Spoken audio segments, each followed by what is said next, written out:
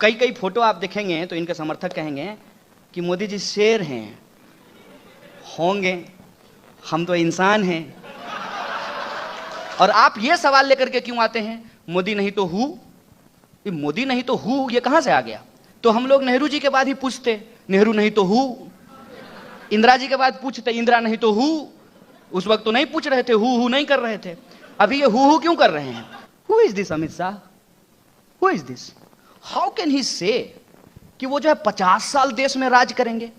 और ये राज करेंगे क्या होता है? आप अकबर के औलाद हैं कि आप राज करेंगे? देश में राजतंत्र चल रहा है। ये कॉन्फिडेंस कहां से आता है? ये ईवीएम वाला कॉन्फिडेंस तो नहीं है।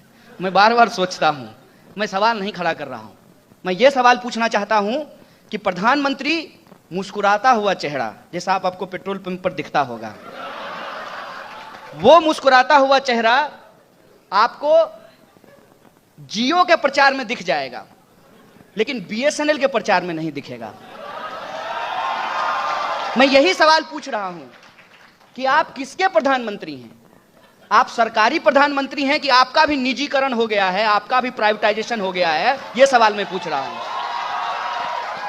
संसद भवन चल रहा है हमारे टैक्स के पैसों से, जनता के टैक्स के पैसों से। सरकार वेतन लेती है हमारे टैक्स के पैसे से। प्रधानमंत्री घूमते हैं, ठीक है, जहाज अदानी का है, लेकिन प्रधानमंत्री तो देश के हैं ना, हमारे टैक्स के पैसे से। और प्रचार कर रहे हैं प्राइवेट कंपनी का, ठेका दिलवा रहे हैं प्राइवेट कंपनी को। एक एक करके इस देश के सरकारी संस्थानों को बर्बाद किया जा रहा है। यह कोई कह दे कि सरकारी संस्थाएं बेकार होती हैं और प्राइवेट संस्था बहुत अच्छी होती है, फिर तो इस देश में सरकार की भी जरूरत नहीं है। कह दीजिए कि प्राइवेट कंपनी का सीईओ बहुत परफॉर्मिंग है, इसलिए प्रधानमंत्री नहीं चुनेंगे, हम लोग सीईओ का चुनाव किया करेंगे। लगातार जो कच्चे तेल की कीमत है वो कम हो रही है, और हमारी ही तेल कंपनियां दुनिया के 15 देशों में 30 रुपए प्रति लीटर जो है पेट्रोल बेच रही है। और जब हमने यह बात पूछा तो एक जो है समर्थक गुस्सा हो गया। हम उसको भक्त नहीं कहते हैं, भक्त क्यों कहेंगे? इससे भक्त और भगवान की बदनामी हो जाएगी, तो मैं उनको भक्त नहीं कहता हूं। ये जो समर्थक हैं ये गुस्सा हो गया और बोला पेट्रोल ही पियोगे क्या? हम बोले कि स्मृति ईरानी जब यूपीए के वक्त में बढ़े हुए पेट्रोल के दाम का विरोध करती थी, उस वक्त उनका नाश्ता पेट्रोल और डीजल से ही होता था क्या? आप ये सवाल लेकर के क्यों आते हैं, मोदी नहीं तो हु? मोदी नहीं तो हु ये कहां से आ गया? हर वक्त के दौर में ऐसा हुआ है, जब किसी प्रधानमंत्री ने परफॉर्म नहीं किया है, उसके कैबिनेट ने परफॉर्म नहीं किया है, उसकी पूरी की पूरी गवर्नमेंट ने परफॉर्म नहीं किया है, तब जनता ने अपना एक नया विकल्प चुना है। हर वक्त ऐसा हुआ है। अगर ऐसा नहीं होता तो हम लोग नेहरू जी के बाद ही पूछते, नेहरू नहीं तो हु। इंदिरा जी के बाद पूछते, इंदिरा नहीं तो हु। उस वक्त तो नहीं पूछ रहे थे, हु नहीं कर रहे थे। अभी ये हु क्यों कर रहे हैं? अभी हम ये हु इसलिए कर रहे हैं क्योंकि हमको लोकतंत्र का बेसिक चीज में भरोसा नहीं है। कई कई फोटो आप देखेंगे तो इनके समर्थक कहेंगे कि मोदी जी शेर हैं, होंगे, हम तो इंसान हैं। और आपने कभी शेर को, किसी इंसान को गले में जंजीर बांध करके मॉर्निंग वॉक करते हुए देखा है? यह काम भी इंसान ही करता है। आप इंसान हो जाइए और आपको जो जिम्मेदारी दी गई है आप वो निभाइए, नहीं तो फिर इलेक्शन करने की क्या जरूरत थी? कह देते कि जब तक मोदी जी जिंदा रहेंगे तब तक प्रधानमंत्री रहेंगे। इस सवाल का जवाब ये क्यों नहीं देते हैं कि 2 करोड़ नौकरी कहां है, कहां गया काला धन? लाल किला से खड़ा होकर के झूठ बोलते हैं। इनका नाम तो Guinness book of world record में होना चाहिए। ये तो वही बात हो गई ना कि एक माँ ने जो है अपने बच्चे के लिए पतलून खरीद करके लाया, पतलून थोड़ा छोटा हो गया, बच्चा जब उसको पहना तो पता चला कि पतलून छोटी हो गई है। तो माँ जो है बच्चा को समझाने लगी, बेटा आजकल यही फैशन है, आमिर खान को नहीं देखे हो? माने धोती फटी हुई है तो धोती से जो है रुमाल बना करके आप उसके रुमाल होने के फायदे गिना रहे हैं। जो वादा आपने किया था वो तो नहीं हुआ, काले धन वापस नहीं आए, आतंकवाद की घटना नहीं रुकी। ये जो हो रहा है इसका मतलब यह है कि नोटबंदी विफल हुआ है। और जीएसटी की तो हालत पूछिए ही मत। जीएसटी की सफलता के बारे में यदि कोई आपको कहे कि नहीं सफल हो गया है, उसको पकड़ करके किसी भी रैंडम बाजार में किसी दुकानदार के सामने खड़ा कर दीजिए, वो आदमी उस वक्त डेमोक्रेसी में भरोसा नहीं दिखाने वाला है। किसी भी छोटे दुकानदार से जो है, छोटे व्यापारी से, छोटे उद्योगपति से आप उनका दर्द पूछ लीजिए। बेचारा मारवाड़ी लोग ट्रेडिशनली इनको वोट देता आया था, अब वो भी कह रहा है कि ठगा, मतलब व्यापार में हम दूसरे को बेवकूफ बनाते थे, ये जो है सरकार में हमको बेवकूफ बना दिया है।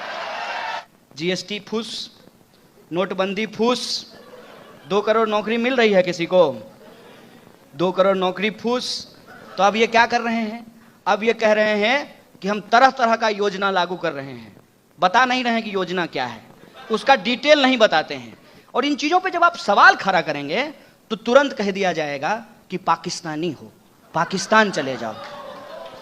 मुझे पता ही नहीं था कि हम पाकिस्तानी हैं। ये सरकार आई है तो बहुत सारे लोगों को पता चला है कि अपने ही देश में उनको पाकिस्तानी साबित किया जा रहा है। मीडिया की हालत आप देख लीजिए, जो सवाल पूछता है उसको कहता है पहले चुप हो जाओ, नहीं मानता है तो कहता है ठीक है नौकरी से बाहर जाओ, तब भी नहीं मानता है, आकाश की तरह जो है यूट्यूब चैनल बना लेता है। आएगा किसी दिन आएगा लोकतंत्र का हिसाब लेने। ये बहुत गंभीर बात है। और ये कहा गया कि आप सरकार के प्रति हमलावर मत होइए, अगर हमला करते भी हैं तो प्रधानमंत्री का नाम मत लीजिए। हैरी पॉटर देखे हैं, वोल्डेमॉर्ट का नाम, क्या नाम था उसका, वोल्डेमॉर्ट ही नाम था ना, उसका नाम लेने से उसका ताकत बढ़ जाता था। ये प्रधानमंत्री नहीं है, वोल्डेमॉर्ट है। क्यों नाम नहीं ले सकते हैं? No, I am asking a simple question. अब आप एक बात विचार करके बताइएगा कि गांधी जी के पास मोदी जी जाते हैं 2 तारीख को, अभी आएगा तो जाएंगे, माला चढ़ाने के लिए। अगर गांधी जी होते और आप यदि आत्मा में भरोसा करते हैं और पुनर्जन्म में भरोसा करते हैं तो आप इमेजिन कीजिए, थोड़ी अपनी कल्पना शक्ति बढ़ाइए कि गांधी जी जो है उस समाधि में हैं, तो गांधी जी क्या सोचते? अरे मूर्ख, हम देश के लिए सूट खोल दिए और तुम जो है देश बेचने के लिए सूट पहन लिए। यही सवाल है ना। गांधी जी तो सूट पहने हुए थे, बैरिस्टर थे, विदेश में जाकर के लॉ की पढ़ाई की थी। इनकी पढ़ाई के बारे में मैं कुछ नहीं बोलूंगा, इनकी डिग्री पे भी मैं सवाल नहीं खड़ा करूंगा। ये जो है सरकार में आकर के सूट पहन लिए, जिस तरीके से वननेस लोगों के ऊपर थोपा जा रहा है in the name of Indian culture, ये इंडियन कल्चर नहीं है, ये हमारा कल्चर कभी भी नहीं रहा है। इस देश में राम भी अलग अलग रहे हैं, तुलसी के राम, कबीर के राम, रहीम के राम, अलग अलग तरीके के राम रहे हैं।